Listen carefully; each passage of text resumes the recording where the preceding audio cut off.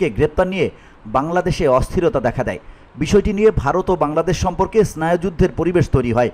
এমন পরিস্থিতিতে ভারতকে শান্তি ফেরানোর বার্তা দিয়েছেন অন্তর্বর্তী সরকারের প্রধান উপদেষ্টা ডক্টর মোহাম্মদ ইউনূস। সোমবার ভারতীয় সংবাদ মাধ্যম আনন্দবাজারের এক প্রতিবেদনে এ তথ্য জানানো হয়েছে। প্রতিবেদনে বলা হয়েছে, প্রধান উপদেষ্টার প্রেস সচিব শফিকুল আলম ফোন কলে জানান, ভারতের সঙ্গে উত্তেজনা বেড়েই চলেছে।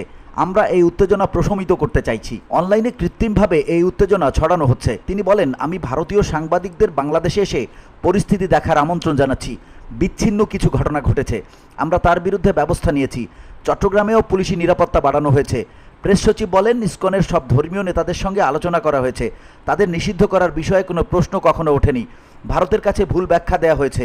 কোনো ধর্মীয় সংগঠনকে নিষিদ্ধ করার আমাদের লক্ষ্য নয়। বর্তমান উত্তপ্ত পরিস্থিতি নিয়ে বিএনপির ভাইস চেয়ারম্যান আব্দুল আওয়াল মিন্টু বলেন, বিভিন্ন সামাজিক যোগাযোগ মাধ্যমে পরিস্থিতি যেভাবে ব্যাখ্যা করা হচ্ছে তাতে মনে হচ্ছে বাংলাদেশে পুরোদস্তুর সাম্প্রদায়িক সহিংসতা চলছে, কিন্তু বাস্তব পরিস্থিতির সঙ্গে এর কোনো মিল নেই, সেটা মেলে না। তিনি বলেন, আমি সম্প্রতি নোয়াখালী ঘুরে এসেছি। ঢাকাতেও আমার সর্বত্রই যাতায়াত রয়েছে। কোথাও হিন্দুদের সঙ্গে মুসলমানদের কোনো তর্কাতর্কি বা উত্তেজনা দেখা যায়নি। জাল ভিডিওতে অনেক কিছুই দেখানো যেতে পারে। বাংলাদেশ জামায়াত ইসলামীর সহকারী সেক্রেটারি জেনারেল হামিদুর রহমান আজাদ বলেন, চিন্ময় কৃষ্ণ দাসকে তো ইসকন থেকেই বহিষ্কার করেছে, সবাই তার সাক্ষী।